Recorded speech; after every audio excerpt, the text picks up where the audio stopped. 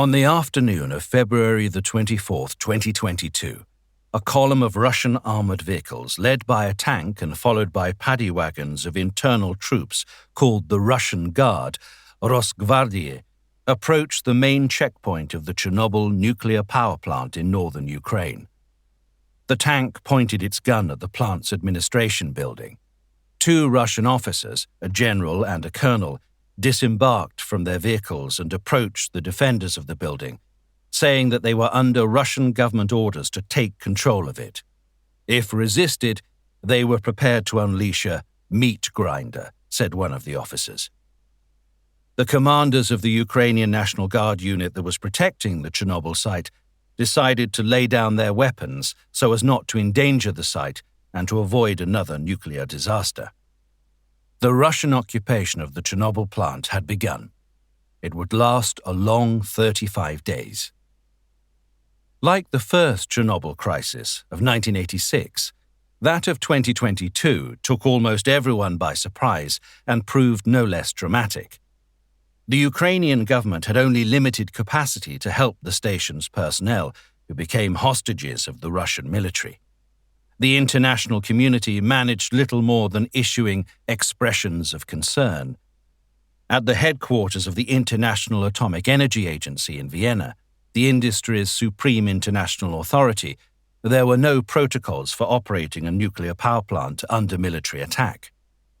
Although the Russian Federation was a member of the IAEA, the agency was not prepared to demand that Moscow end its aggression and withdraw its troops from nuclear sites. The Ukrainian personnel at the Chernobyl plant found themselves pretty much on their own. This book is about the men and women of the Chernobyl nuclear site and the town of Chernobyl, who found themselves under occupation on February the 24th, 2022, the first day of Russia's all-out invasion of Ukraine. The Ukrainian personnel of the plant numbered close to 300, including its operators, firefighters, and members of the National Guard unit. The guardsmen were taken prisoner, while the operational staff became hostages. On the evening of February the 23rd, they arrived at the plant expecting to work for a 12-hour period or, in the parlance of the industry, a graveyard shift. Instead, they would spend weeks working at gunpoint in the cramped quarters of their offices, with no change of clothing, medication, or hygienic supplies. They had to make life-or-death decisions on cooperation or resistance, knowing that little, if any, help would come from outside. How long would the occupation last? Given the disparity of forces, was it prudent to cooperate with the occupiers or, on the contrary, to escape from the station or engage in sabotage? If they chose the latter course, what would happen to them, the station, and its environs?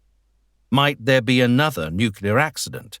And was it their responsibility to prevent it, or should they fight the occupying forces with every means at their disposal? Those were the questions preoccupying the Chernobyl personnel.